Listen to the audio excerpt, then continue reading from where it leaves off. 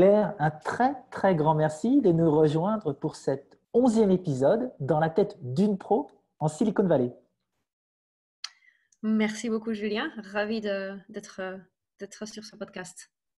Écoute Claire, c'est vraiment un honneur. Ton background est absolument passionnant. Ce qu'on va partager ensemble aujourd'hui, c'est ton parcours de individual contributor, software engineer. Tu arrives ici en Silicon Valley avec une aventure absolument exceptionnelle qui est une des darlings de la Silicon Valley avec Otto. Mais alors avant qu'on démarre, est-ce que tu peux prendre quelques secondes pour te présenter? Bien sûr. Alors, je m'appelle Claire Delaunay. Comme Julien l'a mentionné, j'ai commencé comme software engineer en France, éduquée à la française. Et je suis arrivée aux États-Unis il y a à peu près 10 ans et commencé une seconde carrière ici. Et j'ai travaillé dans plusieurs des grandes boîtes tech compagnies de la Silicon Valley comme Google, Uber, et j'ai aussi fondé Otto, qui est une compagnie de self-driving trucks autonomes. Qui est la compagnie de self-driving et on va vraiment passer quelques bonnes minutes pour parler de cette aventure. Alors pour démarrer, tu arrives, software engineer il y a 10 ans. Tu peux nous donner tes souvenirs de software engineer venant de France? Qu'est-ce qui t'a marqué?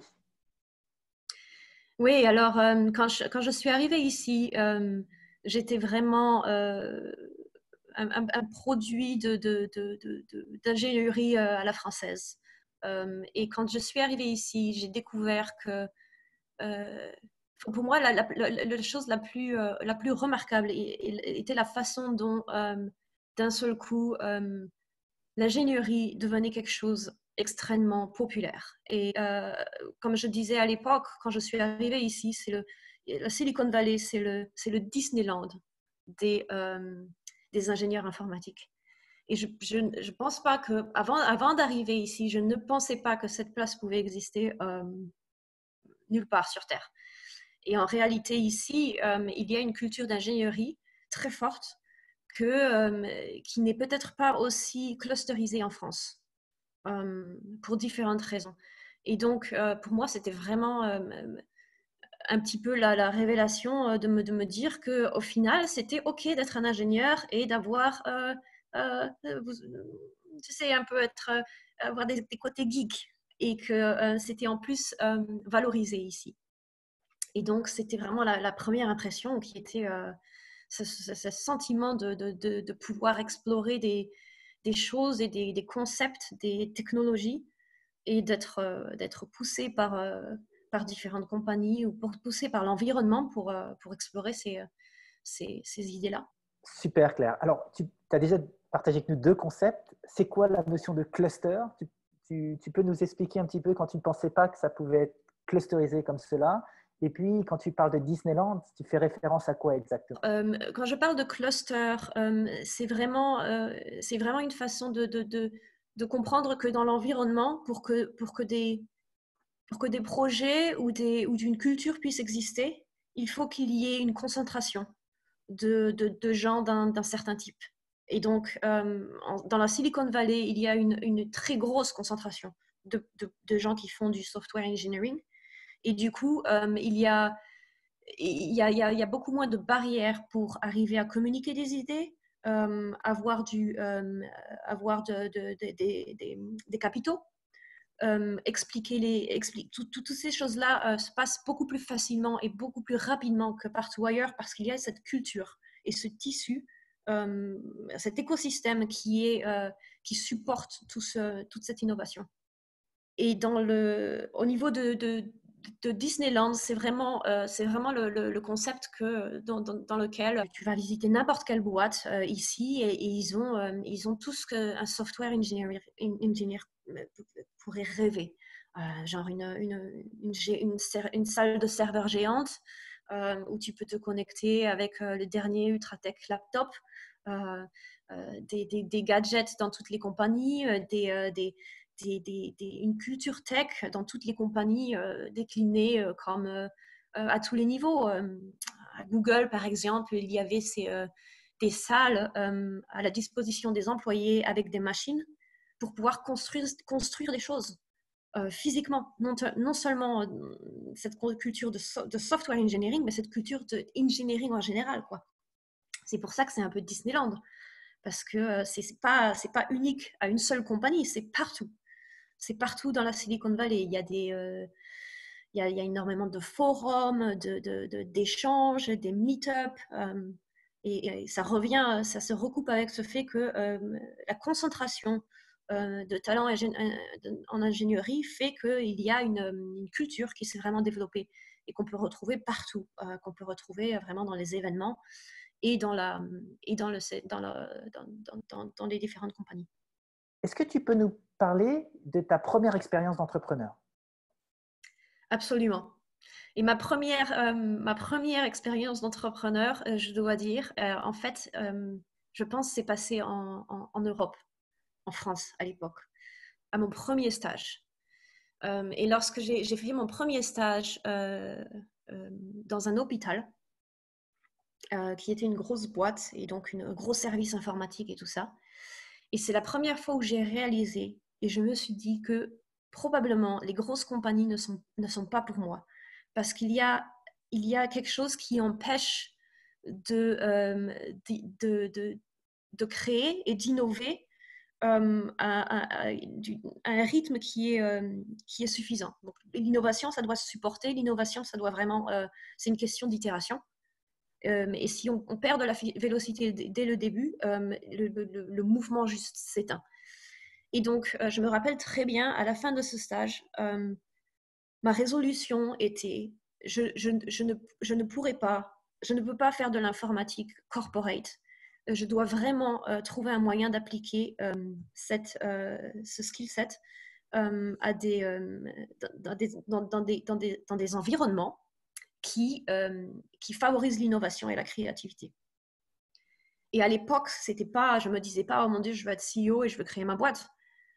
C'était plus, je veux vraiment développer des technologies et me mettre dans un environnement où je peux exercer ma créativité et créer de l'innovation, créer quelque chose de nouveau. Ensuite, j'ai travaillé dans une boîte qui faisait du logiciel pour véhicules autonomes, Intempora, à Paris, issu des Moulineaux, avant même que Google se penche sur le sujet. C'était en quelle année?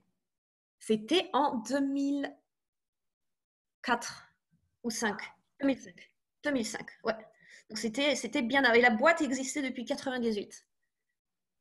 Donc voilà, peut-être que la France a en fait inventé les voitures autonomes. Non, et donc pour moi, c'était une expérience extraordinaire. Et donc, j'ai toujours travaillé comme ça dans des petites boîtes. En tant qu'individuel contributeur, bien sûr, mais en même temps en tant que créateur et en tant que vraiment essayer de créer des choses nouvelles dans ces petites compagnies qui sont pour moi vraiment l'écosystème parfait pour développer des idées. Et donc c'est vraiment quelque chose qui m'a tenu à cœur, plus encore que l'entrepreneuriat et le fait de posséder sa boîte. Il y a une petite différence dans les deux concepts et je vais l'expliquer après quand je vais expliquer le reste de mon parcours. Et donc, je suis arrivée aux États-Unis. Une semaine après être arrivée, mon CV avait déjà circulé. Il se trouve que le milieu robotique ici est très petit.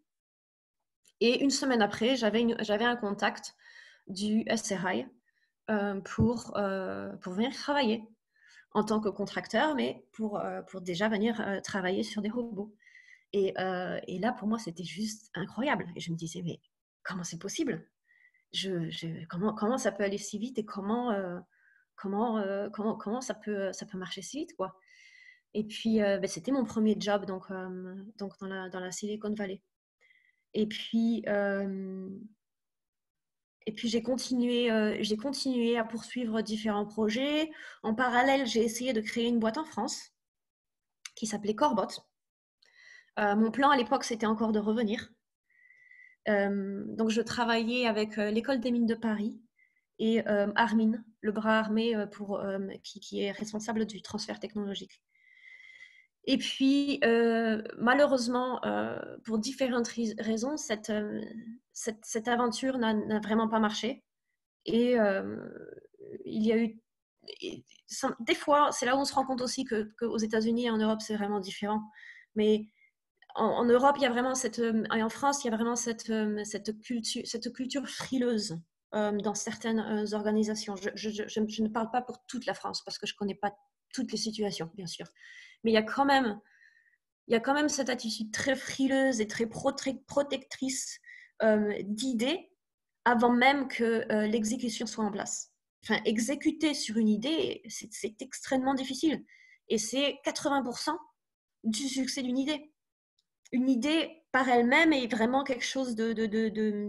Bon, enfin, le point que auquel j'essaye de venir, c'est que en réalité, en Europe, les barrières et le protectionnisme commence bien trop tôt dans le cycle de vie d'une idée. Et le problème, c'est que ça a tendance à diminuer les gens qui sont très bons en exécution et favoriser les gens qui sont très bons à présenter probablement les idées. Et le problème, c'est que du coup, on se retrouve avec des gens brillants en France, extrêmement brillants, mais on a un challenge terrible à commercialiser toutes ces idées. Et c'est comme ça qu'on se fait voler tous nos chercheurs, et c'est comme ça que tous les gens partent à l'extérieur. Tous les gens qui sont capables d'exécuter ont tendance à aller dans d'autres pays parce que c'est beaucoup moins valorisé en France. Donc c'est ce que j'ai découvert avec cette start-up, avec cette idée de start-up que je voulais faire en France. Et donc c'était vraiment un moment difficile pour moi parce que j'avais investi 4 ans. J'avais mes cofondateurs, j'avais monté des dossiers et je revenais en France toutes les 2 semaines. J'ai fait ça pendant des mois. C'était enfin pas toutes les 2 semaines, mais tous les mois. C'était extrêmement fatigant. Et puis tout ça pour découvrir qu'au final, parce que je n'avais pas signé les contrats avant d'avoir valorisé l'idée ou avant d'avoir mis un plan en place, je me suis retrouvée en dehors du projet. Donc c'était très difficile. Et à l'époque, je me retrouvais donc en France, aux États-Unis, avec plus rien. Enfin, avec plus rien, c'est pas vrai. J'avais, mais bon, j'avais l'impression d'avoir perdu ce projet, quoi. Parce que c'est ça, hein, quand on exécute sur un projet, qu'on y met son cœur et tout, c'est difficile quand ça ne marche pas. Et donc, ce que j'ai fait à l'époque, j'avais cette idée de faire un robot de téléprésence. Je me disais, ça a l'air extrêmement facile de faire ça. Ça m'intéresse de faire un peu de manufacturing. J'aimerais bien voir le cycle complet de développement d'un produit. Et donc, j'ai créé ce projet et cette compagnie, Robotics Valley, et ce projet Botiful, qui est un robot de téléprésence qui marche avec Skype. Et c'était vraiment, depuis l'idée jusqu'au manufacturing, il s'est passé 7 mois. Et donc, j'ai vraiment travaillé partout, sur le design, l'électronique, l'informatique, le packaging, le marketing et tout ça. Et j'ai lancé mon projet Kickstarter. Et c'était un Kickstarter project. Et ça encore, c'est très américain. Mais qui est cet esprit de makers et de gens qui fabriquent des choses, ont la possibilité sur Kickstarter de présenter leur idée. Et donc, moi, je me suis dit, c'est génial, c'est tout à fait dans ce que j'aime faire, créer quelque chose et puis prendre un projet et puis présenter l'idée, on va faire ça. Et donc, j'ai commencé ce projet. J'ai utilisé l'API de Skype d'une façon qui était inattendue, je dirais. Et j'avais monté aussi mes serveurs pour envoyer les données parce que Skype faisait la vidéo, mais les données pour contrôler le robot étaient sur un autre serveur. Et puis donc, je lance mon Kickstarter et puis ça marche vachement bien. Et Skype me contacte et me dit, mais comment vous avez fait? Montrez-moi, venez nous rencontrer, bien sûr, ils étaient juste à côté, parce que tout le monde est dans la Silicon Valley. Non, pas tout le monde, mais c'est quand même un très petit milieu. Et donc, je débarque à Skype et puis je leur présente le projet et tout. Et ils disent, mais c'est génial, mais c'est génial. Et puis d'un seul coup, c'était extrêmement excitant. Et puis, bon, bien sûr, c'était aussi très, très dur, quoi, parce que je me suis retrouvée avec 1000 robots à fabriquer. Moi, je pensais que ça allait être un tout petit projet. Et puis, d'un seul coup, je me retrouve avec 1000 robots. Et là, je fais, mais ça va jamais marcher. Je ne peux pas les fabriquer dans mon garage. Et puis, je commence à regarder à droite, à gauche. Et je rentre en contact avec une entreprise à Taïwan qui adore le projet et me dit, mais nous, on veut être la robotique commerciale à Taïwan. Venez nous visiter. On va faire quelque chose ensemble. Et là, Google me contacte. Et Google me contacte et me dit, eh bien, votre projet est génial. Quand est-ce que vous pouvez venir faire ça pour nous? Et c'est comme ça que je suis rentrée. Ma condition était, j'avais 2 conditions. Je veux pouvoir garder la compagnie et pouvoir faire les assets et pouvoir faire des choses sans avoir à être en compétition avec Google. Comment ça se passe quand Google te contacte, justement pour te dire Claire, c'est fabuleux ce que tu fais. À ce moment-là, vous êtes combien dans ta boîte et donc, comment ils te contactent et comment tu négocies justement le passage chez Google? Okay. Alors, ils me contactent par email. Je dirais que j'ai vraiment très mal négocié. Je n'aurais probablement pas dû garder ma boîte et plutôt vendre les assets. Pour moi, à l'époque, c'était vraiment... je ne savais pas vraiment si je voulais travailler à Google. Et ma première réaction, c'était « Oh mon Dieu, une grosse boîte. Qu'est-ce que je vais faire là-bas? Comment est-ce que ça va marcher? Je ne pense pas que ça va marcher pour moi. » Et donc, je me dis, j'essayais de me préparer un plan de backup, quoi. Et puis, avec l'histoire qui m'était arrivée en France à l'époque, avec mon projet précédent, j'étais très frileuse je voulais vraiment protéger ce que j'avais construit. Et avec le recul maintenant, je me dis que c'était pas si important au final. Et que dans une culture d'innovation, c'est tout à fait possible d'itérer sur des idées sans nécessairement avoir les protégés. Et puis, pour des grosses boîtes, c'est très difficile d'innover.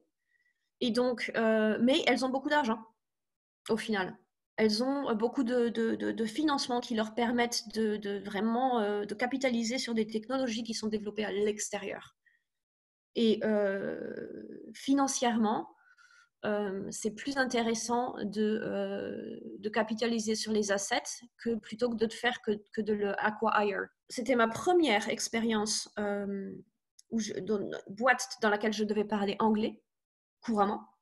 Parce qu'à l'époque, je travaillais encore beaucoup avec la France, donc je n'étais même pas à un niveau que je dirais acceptable en anglais, quoi.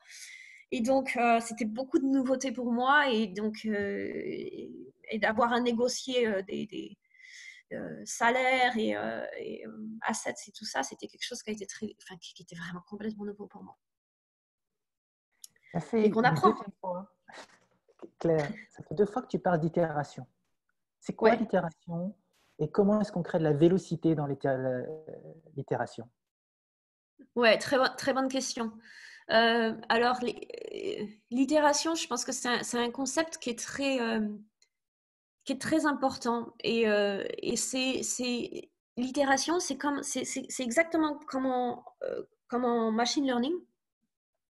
On fait un cycle où on avance, on avance, on avance.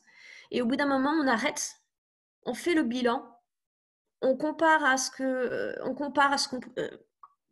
quoi que ce soit qu'on peut comparer. Des fois, on a un moyen d'avoir de l'information extérieure qui nous dise exactement où est-ce qu'on a fait du progrès et si on s'est arrêté ou pas. Des fois, on a beaucoup moins d'informations et c'est plus un gut feeling. Mais il y a vraiment cet aspect on s'arrête, on fait un point, on arrive à un milestone et on recommence. Et on recommence différemment. On recommence peut-être avec des technologies différentes, mais on garde la même énergie. Au final, itération, c'est vraiment améliorer une idée Et pour moi, l'idée qui m'a toujours vraiment travaillé et mon fil directeur, et je l'ai appris qu'au fur et à mesure, hein, ça m'a pris du temps à apprendre. Mais pour moi, mon fil directeur, c'est vraiment apprendre comment gérer l'innovation, comment construire de l'excellence technologique, tout en étant sûr que les gens qui travaillent autour du projet, que ce soit des employés ou des partenaires, euh, trouve un équilibre et une situation win-win. Et au final, c'est un peu ma leçon de vie après avoir travaillé en Europe, aux États-Unis, vu des gens, même un petit peu en Asie. Au final, c'est pour moi une compagnie qui est healthy ou un projet qui est healthy. C'est vraiment un projet où il y a plusieurs interlocuteurs, plusieurs parties, et que toutes ces parties trouvent un moyen de travailler dans un scénario qui est win-win. Et en réalité, il y a beaucoup de moyens d'arriver là. Quand on commence à avoir ce mindset, il y a une infinité de façons de trouver des win-win scénarios. Et c'est ça la découverte la plus importante. Et c'est pas que à propos de la technologie. C'est Alors, ça aussi qui est important. Claire, tu peux rentrer un peu dans le détail. Comment on fait pour créer ces scénarios win-win? Parce qu'avec ton background, tu as trouvé le magic wand, la sauce magique. Eh On fait comment? ben, on fait comment? Eh ben, en réalité, ça, c'est pas. On est vraiment honnête pour commencer, honnête avec soi-même, honnête à propos de ses capacités et honnête à propos de ses incapacités. La première chose qu'on essaye de faire quand on prend des décisions, c'est pas de se dire comment est-ce que je vais anéantir la compétition, mais c'est plutôt comment est-ce que je vais bootstrapper un écosystème. Reconnaître ces traits de caractère dans les gens avec qui on travaille est une partie de la clé du succès. Parce que les gens qui ont ce mindset aiment travailler avec des gens de ce mindset, et puis naturellement, ça se passe naturellement. Il y a une synergie qui se crée, et puis il y a une situation win-win qui se crée, et qui, je veux dire, je ne suis pas un négociateur, je n'ai pas un background en business, mais malgré tout, chacune de ces opérations a été financièrement avantageuse. Et donc, je ne l'ai pas appris à l'école, c'est juste du bon sens, en fait. Très clair. Super clair. Alors, tu passes plusieurs années chez Google. Ouais. Et tu décides de quitter Google pour rejoindre Otto. C'est très dur de quitter Google. Très, très dur. Qu'est-ce qui t'a fait passer le pas? Alors, ouais, bonne question. Ce qui m'a fait passer le pas, c'est donc moi j'ai travaillé à Google Robotics, qui était fondé par Andy Rubin, le créateur d'Android, et donc moi quand j'ai rejoint Google Robotics, c'était parce que j'ai commencé dans une autre équipe à Google, donc pas en robotique. J'ai rejoint robotique après. Et donc déjà mon premier projet s'est fait canner après un an. Donc j'ai travaillé un an sur. J'arrive à Google pour construire des robots et tout ça. Je construis le projet et tout ça. Au bout d'un an, le projet disparaît. Déjà pour moi, c'était assez impressionnant qu'on puisse dépenser tellement et ne pas finaliser le projet. Et vraiment, c'était très surprenant. Et donc j'arrive à Google Robotics et je me dis mais c'est incroyable. Le summum, la meilleure compagnie au monde veut faire de la robotique, achète les meilleures compagnies au monde, ça va être incroyable. Et là, surprise. Et c'est là où je me rends compte qu'en réalité, s'il n'y a pas une culture de compagnie, et si les gens ne travaillent pas ensemble, il peut y avoir autant d'argent que possible, il peut y avoir autant de talent que possible, rien ne va se passer. Et ça va être encore pire que rien, c'est-à-dire que les gens les gens finissent par se battre entre eux pour des broutilles c'est plus aucun progrès, quoi. Et donc je dis ça, Google Robotics, c'est pareil partout, hein. Bien entendu, c'est pas que Google Robotics, mais Google Robotics, c'était vraiment une bonne démonstration de ça parce que, bien sûr, le CEO était, bon, Andy Rubin était de plus en plus distant dans la boîte, donc travaillait très peu, donc pas très présent. Et puis, quand on met 7 CEO qui venaient de compagnies différentes dans une salle ensemble, et là, on leur dit de trouver une idée auquel ils vont tous devoir travailler main dans la main, ça ne marche pas. C'est juste, mais ça ne marche pas. Donc, conclusion, je travaille sur Google Robotics, très chaotique, difficile, bon, ça va pas très vite. Je refais plein de choses que j'avais fait déjà à l'époque en France. Et puis, moi, au bout d'un moment, je me dis, ben voilà, c'était le maximum que je pouvais faire à Google. Je suis arrivée dans le top du top de robotique et je ne trouve pas de moyen pour moi de m'exprimer ou de créer et d'innover. Donc, il faut que je regarde ailleurs. Et puis à l'époque, mon cofondateur, Anthony Lewandowski, était sur le point de créer une boîte. Et puis, on entend parler de ma situation et me dit, écoute, est-ce que tu veux venir nous rejoindre pour l'idée le software?